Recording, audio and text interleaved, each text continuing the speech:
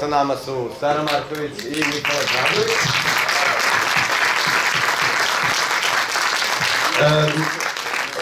Da, a ovdje su i ostali protagonisti filma i ljudi koji su učestvovali, tako da možda ako bi Sara predstavila sve članove. Dobro, evo pored mene je Nikola Dragović, reditelj uz mene. I reditelj smo tako. Dejan Marković, veliki producent i scenarista. Matija Milica Petrović, direktor fotografije.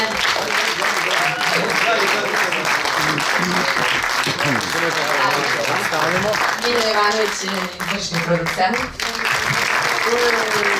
Iljana Zakarijević, kostimografkinja. Miljana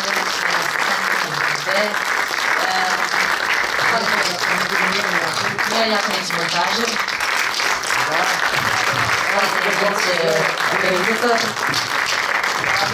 Luka Sante Marković, kompozitor.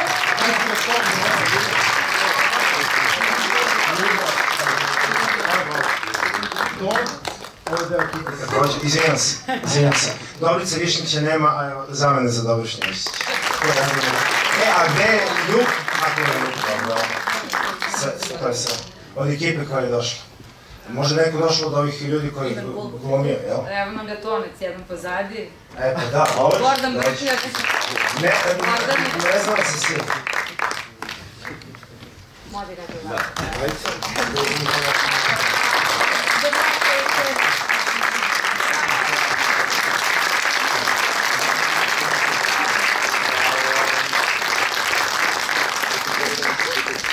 Hvala vam svakako za sjajnu projekciju, da kažem i sjajan film. Samo za početak bih vas pitao, pre nego što pozovemo i publiku da porazgovara, da li ste očekivali ovakvu reakciju za premijeru filma ovdje u Beogradu? Mislite zabrana ovdje to? Da, sad to zabrana, ne zabrana, još nije sve jasno, baš ovo... Ne, sad smo mi u Austro-Ugarskoj, zato nisam zabranjen. Prešli smo reku i nisam išao u Austro-Ugarskoj, tako da nekako na zapadu sam. Ovaj istočni deo ostao i eto, zato je projekcija održana. Zapravo, jedina stvar koja se dogodila sa tom Kolarcem je začuđujuća za nas sve. Očekivali smo neku ruku da će nas malo zabranjuju. Govorimo neke stvari koje su istinite, ali neko ne želi da ih čuje.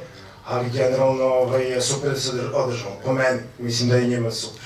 U jednom momentu smo razmišljali možda da je još bolje da se zabrani skroz film. Jel, odlično za film. Ali nije tako ispano. Da, meni je sjajno da su ulaznice rasprodate, tako da ovaj film Osvetnici koji ide okolo praktično je u panici. Konkurencija. Ima ozbiljnu konkurenciju, da.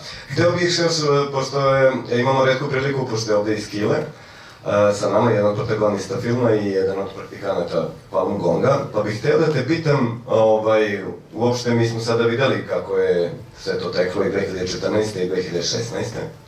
A kako je sada situacija? Da li uopšte Srbija i nego i sad nedavno kada je bilo ovi razni susreti sa kineskim delegacijama, kakve su, da li se to nastavlja?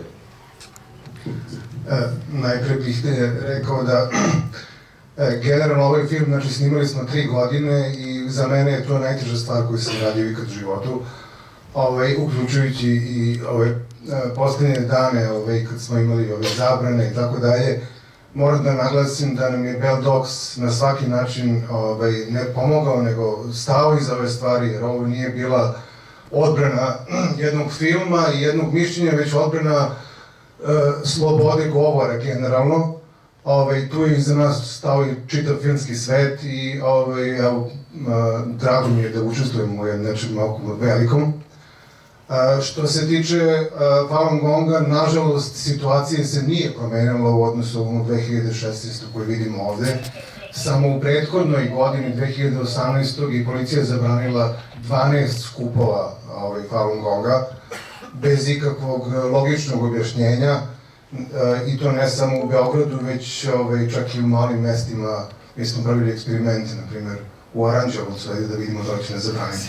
I jesu, zabranili su u Aranđelovcu sa tvrdnjom da bi moglo da se okupi tamo previše Kineza koji podržavaju Kinesku komunističku partiju i da bi moglo da nastane neki incident.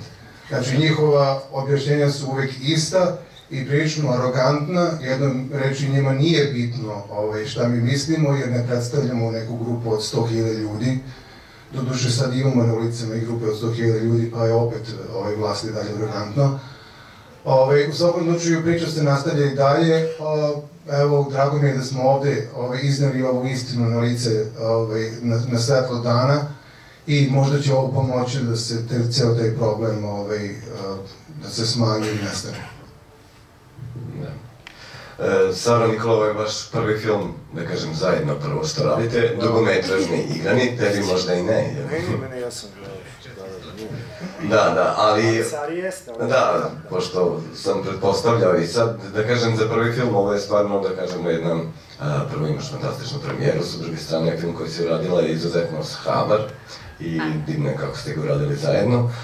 Kakvi su planovi sa filmom? Da li je film već bio prikazivan kod nas, svakako ne, ali negde u inostranstvu i kakvi su planovi dalje za projekcije i kakve isto reakcije očekujete dalje i da li će vas kineske ambasade pratiti?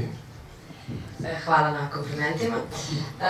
Pa možda Skill najbolje može na to da odgovori šta je budućnost, ali mi je zanimljiva bila priča gde nam je stiglo, stali smo na Hot Dogs, nas kao nisu primili u zvaničnu selekciju, ali smo kao primili na taj market.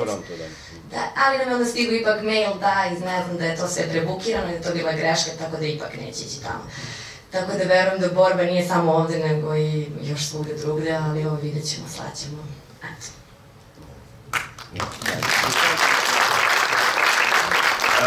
Bilo bi sjajno ako bi neko iz publike želeo da postavi pitanje. Čak možemo dodati mikrofon i vrlo lako. Da, imam jedan mikrofon.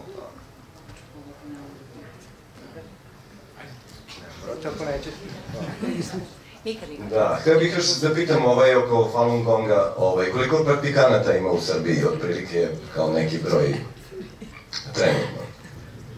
Falun Gong nema nikakvu zvaničnu organizaciju niti članstvo, tako da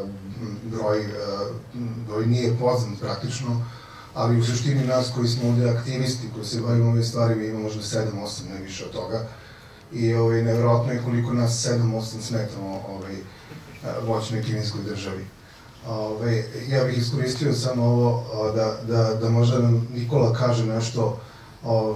Ja se sećam trenutka kad smo Nikoli predali materijale, kompjutere i arhivu i sve ostalo, da nam kaže kakvi su njegovi utisci bili kad je to dobio. Meni i Milanu, jel? Meni i Milanu su predali materijale.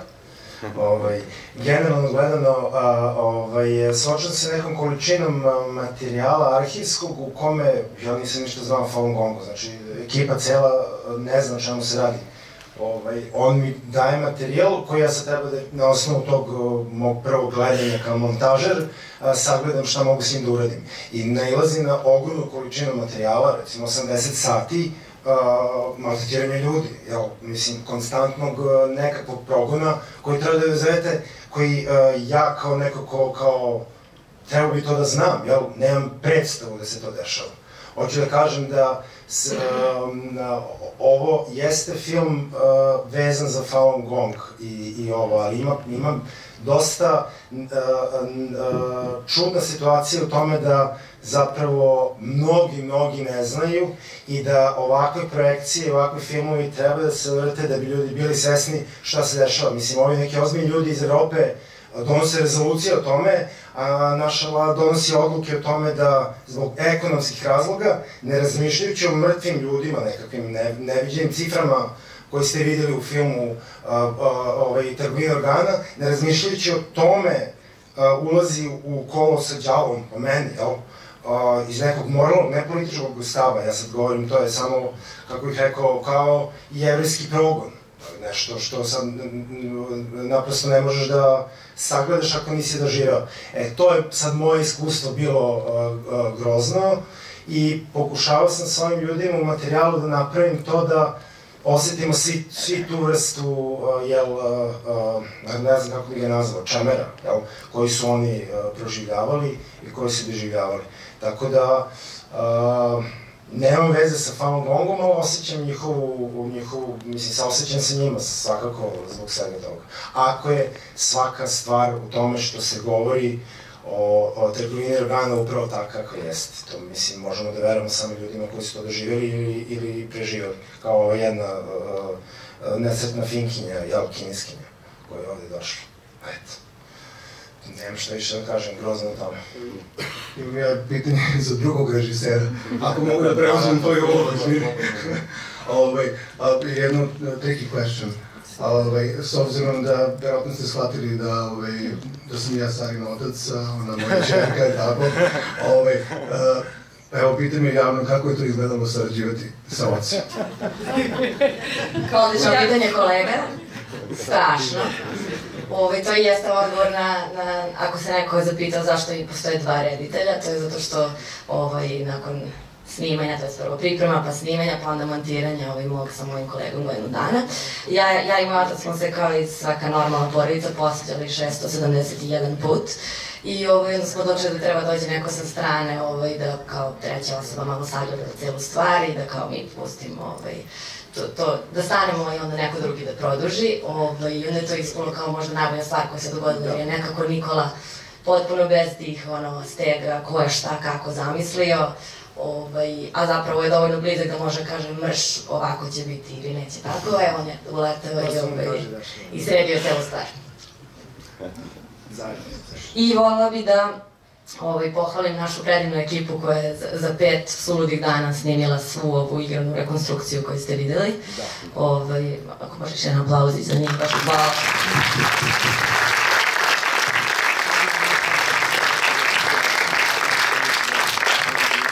I naravno Deadlock smo još jednom milioniti put hvala što smo opušteni i što zapravo se desilo, pošto do krajnjeg trenutka nismo znali da li će se dogoditi.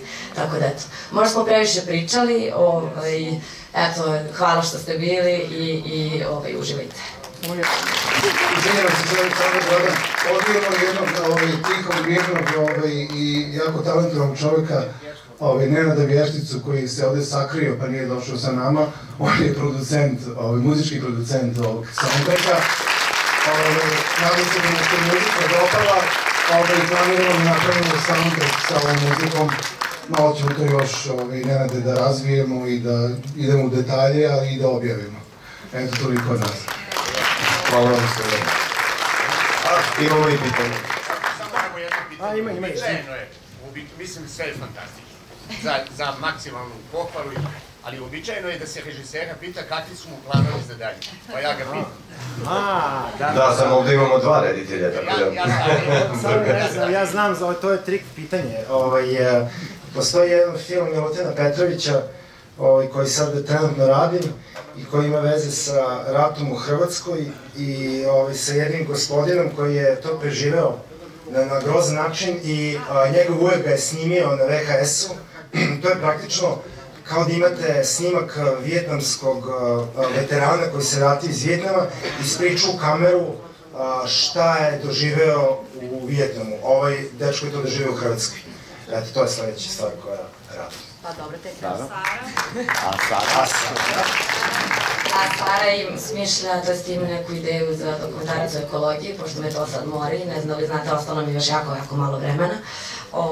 I tako piskara nešto, tako da nadam se da uskoro gledamo. Treba skupiti paru u ostalom. 063.